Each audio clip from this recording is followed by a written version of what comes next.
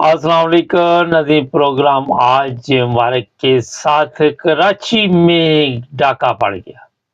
और जिस तरह पूरे पाकिस्तान में डाकू दंदनाते फिर रहे हैं, हर तरफ डाकू राज। आज के प्रोग्राम में हम करेंगे सवालात यकूब साहब से और यकूब साहब से कहेंगे सिर्फ मुख्तसर जवाबात दीजिएगा। यकूब साहब, ये कराची में जो डाका पड़ गया है, लोगों को गवाह किया गया, इधर से पकड़ उधर से पकड़, क्या कहते हैं इसके बारे में आप? शेयर कर दिया टाइम लगाया हुआ। अस्सलाम वालेकुम व रहमतुल्लाह। मेरे जैसे सारे मुसलमानों को अस्सलाम वालेकुम व रहमतुल्लाह। ये साहब बढ़ रहे हैं, मैं रोज सुनना में आखते ना भाई जरदारी बड़ा सियासतदान है, बहुत ज्यादा सियासतदान है। मैं इनू कंजरा लाई समझना, इहदे च ना गैरत है ना अकल है। मैं जरदारी दी मैं बाजारी समझना, इहदी नस्ल बाजारी है, नहीं कला नस्ल बाजारी। नस्ल चंगे चंगिया मावां दे बच्चे, चंगिया गावां दे चंगे बच्चे। इन्हें ना अपने सौरे को सबक से है, ना अपनी बीवी को सबक से है, ना अपने को साले को सबक से है। इन्हें ना सब तारीख पढ़ी है, यजीद दी ना पढ़ी है, फिरौन दी ना पढ़ी है, नमरूद दी ते ना पढ़ी है, शद्दाद दी। तू जालिम दिया बच्चा, एक तेन रब ने लैला दहला दिता जड़ा ना मर्द है ना औरत है, ना वो इंसानियत है, ना तेन दुनिया तो सजा मिलती भी तू अपन कुड़ियां तक मुड़े तक जिस बंदे वास्ते तू लगे है जालमा ये दुनिया के दो शद्दाद ने जन्नत बनाई ना, उदा अज तक शहर नहीं लभा जरा तू लगे करन।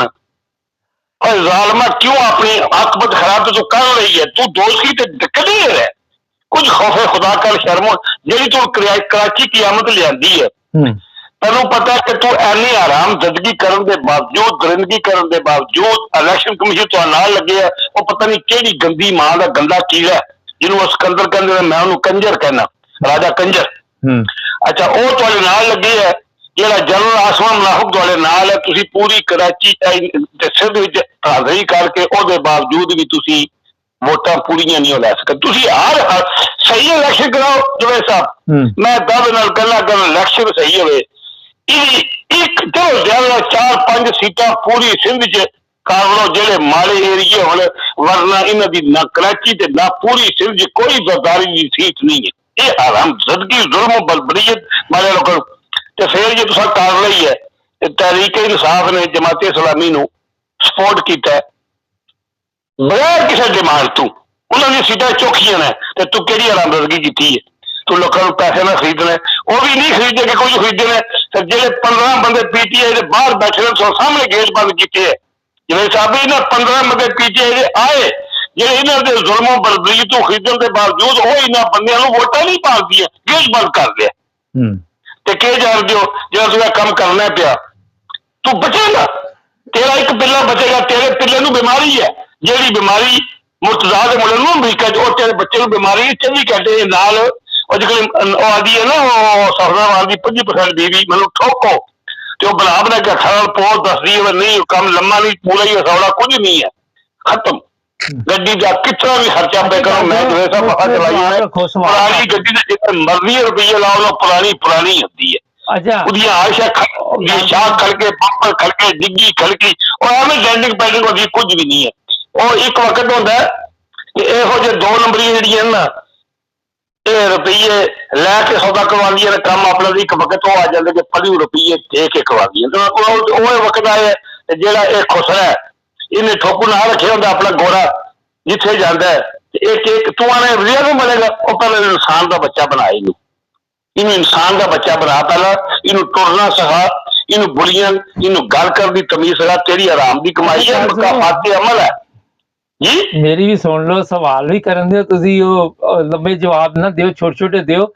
ये जेडे पुलिस हुक्म करो जी, शायद मैं तो गल पे करना सी खुसरी तुसी हुक्म करो। अच्छा, मैं कहना चाह रहा कि जेडे पुलिस वाले बंदे फड़न दे ने ना पीटीआई दे, उत्थे बड़ी वड्डी पुलिस एक माफिया बन चुकी, हर चीज दे रेट लगा दिते कि इन्हें जिन्हें मुलाकात करनी ओदा रेट हो रहे, जिन्हें कपड़े बदलने ओदा रेट हो रहे, जिन्हें रोटी बाहरों खानी उथों आनी करो ओदा रेट हो रहे। ये पूरी माफिया सुनिया 15-15 लाख रुपया वसूल कर रहे ने इस टाइम उत्थे। ये तो तुहानू जो साहब पता है ना, ਜਿਹੜੀ ਹਰਾਮੀ हुकूमत है तो ਜਿਹੜੇ पुलिस वाले भी ਜਿਹੜੇ ना वो हरामी ना कोई लाठी कोई ना चंगे भी पुलिस वाले हैं सारे नहीं हैं फौज तो साडी अपनी है लेकिन फौज साडी सिपाही तो लग के बेजो साफ करके बस खत्म चंद पर अद्धी परसेंट कर्नल कर लो ਜਿਹੜੇ ਬੰਦੇ ਬ੍ਰਿਗੇਡੀਅਰ ਬਣ ਜਾਂਦੇ ਨੇ ਇਹ ਮਾਫੀਆ ਬਣ ਜਾਂਦੇ ਨੇ ਇਹ ਫਿਰ ਸਿਰ ਨਹੀਂ ਲਾਉਂਦੇ ਆਪਣਾ ਇਹ ਜ਼ਮੀਨ ਵੇਚ ਸਕਦੇ ਨੇ ਇਹ ਜਨਰਲ ਦੀ ਉਮੀਦ ਆ ਕੇ ਬਹਿ ਜਾਂਦੇ ਨੇ ਤਾਂ ਮੈਨੂੰ ਪਲਾਟ ਚਾਹੀਦੇ ਅਰਬਾਂ ਰੁਪਏ ਚਾਹੀਦੇ ਨੇ ਜ਼ਮੀਨ ਖਤਮ ਹੋ ਜਾਂਦਾ ਇਹਨਾਂ ਦੀ ਕਹਾਣੀ ਹੋਰ ਹੈ ਇਹ ਫੌਜ ਹੈ ਗੋਲਿਆਂ ਦੀ ਸਾਡੀ ਫੌਜ ਨਹੀਂ ਹੈ ਇਸਲਾਮ ਤੇ ਇਹੋ ਜਿਹੀ ਫੌਜ ਨਹੀਂ ਹੁੰਦੀ ਇਸਲਾਮ 'ਚ ਕਿਸੇ ਜਨਰਲ ਵਾਕਾ ਹਾਸਲ ਨਹੀਂ ਕਿ ਉਹ ਮੁਲਕ ਦੀ ਤਬਾਹੀ ਕਰੇ ਤਾਂ ਜਿਹੜਾ ਬੰਦਾ ਦੇ ਗਦਾਮ ਆ ਕੇ ਗਲੀ 'ਚ ਪਰੇ ਆਵੇ ਤੇ ਲੋਕਾਂ ਦੇ ਪਤਰੋਨਾਂ 'ਚ ਹੱਥ ਮਾਰਦਾ ਪੈਰ ਚੁੰਮਦਾ ਉੱਤੇ ਆ ਕੇ ਤੇ ਮੁਲਕ ਵਾਸਤੇ ਸਵਾਲ ਬਣ ਜਾਏ ਯਜ਼ੀਦ ਬਣ ਜਾਏ ਇਹ ਕੋਈ ਫੌਜ ਮੁਸਲਮਾਨਾਂ ਦੀ ਫੌਜ ਨਹੀਂ ਅਦਰ ਤਾਂ ਸ਼ੇਰੇ ਖੁਦਾ ਤੇ ਸਵਾਲ ਹੋ ਸਕਦਾ ਅਦਰ ਤਾਂ ਅਬੂ ਬਕਰ ਸਦੀਕ ਤੇ ਸਵਾਲ ਹੋ ਸਕਦਾ ਅਦਰ ਉਮਰ ਫਾਰੂਕ ਤੇ ਹੋ ਸਕਦਾ ਉਸਮਾਨੇ ਗਨੀ ਤੇ ਹੋ ਸਕਦਾ ਤੇ ਕੇ ਜਾਣਦੇ ਹੋ ਬਈ ਇਹਦੇ ਤੇ ਸਵਾਲ ਨਹੀਂ ਹੋ ਸਕਦਾ ਆਸਮੇ ਮੁਨਾਫਿਕ ਦੇ ਜਿਹੜਾ ਇਹਨੇ ਕੰਮ ਸ਼ੁਰੂ ਕੀਤੇ ਹੈ ਤੇ ਮੈਂ ਆਦ ਕਰਨਾ ਕਿ ਤੁਸੀਂ ਗੱਲ ਤੇ ਕਰਦੇ ਹੋ ਨਾ ਤੁਸੀਂ ਸਵਾਲ ਕੀਤਾ ਜਿਹੜਾ ਮੇਰੇ ਤੇ ਕਿਹੜਾ ਸਵਾਲ ਕੀਤਾ ਜੇ ਮੇਰੇ ਗੱਲ ਨਿਕਲ ਗਈ ਮੈਂ ਕਿਹਾ ਪੁਲਿਸ ਵਾਲਿਆਂ ਦੀ ਪਿਕਨਿਕ ਚੱਲ ਰਹੀ ਹੈ ਹਾਂ ਪੁਲਿਸ ਵਾਲੇ ਜਿਹੜੀ ਪੁਲਿਸ ਵਾਲੇ ਜ਼ੁਲਮ ਬਰਬਰੀ ਤੇ ਜਵੇਦ ਸਾਹਿਬ जुल्म बढ़ता तो मिट जाता है मिटन है मेरा ईमान है मैं सलाम करना लतीफ खोसा जी की गल जागी है तिना बंदा की पूरे पाकिस्तान जो गल जागी चवा जिवे साहब लतीफ खोसा जी ते रज़ा हसन दी ते उस तो अलावा जनाब अली ओ मुला जेड़ा मुस्तफा नवाज खोखा दा पीपल पार्टी दा अगला सवाल सुनो अगला सवाल है कि ख्वाजा आसिफ कहता जेड़े यूरोप च अमरीका ਕੈਨੇਡਾ ਲੋਕੀ ਰਹਿੰਦੇ ਨੇ ਉਹ ਆਪਣੀਆਂ ਲਾਸ਼ਾਂ ਲੈ ਕੇ ਇੱਥੇ ਆ ਜਾਂਦੇ ਨੇ ਮਕਾਨ ਵੇਚ ਕੇ ਚਲ ਜਾਂਦੇ ਨੇ ਔਰ ਉਹਨਾਂ ਨੂੰ ਕੋਈ ਮੁਲਕ ਨਾਲ ਮੁਹੱਬਤ ਨਹੀਂ ਤੇ ਤੇਰੀ ਕੁੜੀ ਜਿਹੜੀ ਅਮਰੀਕਾ ਜਾ ਕੇ ਇਲਾਜ ਕਰਵਾਉਣ ਲਈ ਆਪਣਾ ਜਿਸ ਤਰ੍ਹਾਂ ਬਰਾਬਰ ਨੂੰ ਬਿਮਾਰੀ ਹੈ ਤੇ ਪਹਿਲਾਂ ਉਹਨੂੰ ਬੁਲਾ ਲੈ ਪਾਕਿਸਤਾਨ ਤੇ ਸਾਰੇ ਪਾਕਿਸਤਾਨ ਆ ਜਾਣਗੇ ਵਾਪਸ ਜਿਹੜੀ ਤੂੰ ਆਰਾਮ ਦੀ ਕਮਾਈ ਹੈ ਤੂੰ ਹਾਰਿਆ ਇਲੈਕਸ਼ਨ ਜ਼ਾਲਮ ਦਾ ਬੱਚਾ ਜਿਹੜੀ ਤੂੰ ਤਨਖਾਹ ਲੈਣਾ ਪਿਆ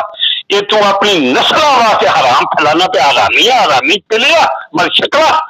सूदिया पिलिया तुम्हारे इलेक्शन इलेक्शन उस्मान डाल जुते है तू बाजवे गगन दले बाजवे की फोटो तक ही रंग पर चुके फराज लानत तेरे दे बगैर दिया बचिया ये जनरल जे साडे ये दूजे निकाह करते रहे सारे कोई किसी नस्ल का कोई किसी नस्ल का कोई ना कोई सही है ते ना कोई साडे ऐसी पाकिस्तानी साडे नाल दा जे ये साडे दे मुसलमान कीते गए ने इन्हां दूजे निकाह करके जनरल बनने वास्ते ये पता नहीं कौन कौन कुत्ते बिल्ले ने अच्छा गल सुनो सब खरीद की औलाद है ये साडे नहीं आ रहे अच्छा बाजवे साडे पाकिस्तान मुसलमान कीते गए ने ये दूजा निकाह करके जनरल बनने वास्ते दूजी शादियां कीतियां ने ते बाजवा तको शक्ल तको ते ओदी बॉडी तको ते रानी दा पर्स पकड़े अस नहीं ते जेड़ा हुण बैठे सुने मैं इदी रानी रोज 50 पौंड बेइज्जती करदी आ रही है और इदी आ रही है जे बन गया है और जे बन गया है ते मर्द बनना बाजवे की गल कर लीए बाजवे की परस फड़ना बेगम का गुनाह वा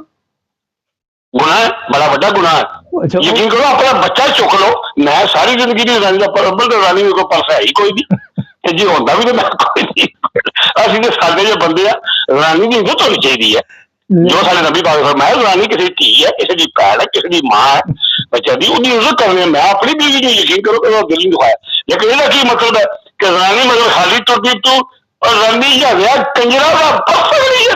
फजरा मुंह ते तेरी याद दी लाल तेरी वो अपना परसा पूछ जो ऐसा पलक भी है ऐसा रान मरीज बंदा उन्हें मुल्क का क्या कर रहा है ये प्रोग्राम कटना पैना होने मैं ताके नहीं ਤੁਸੀਂ ਕੱਟੇ ਹੋ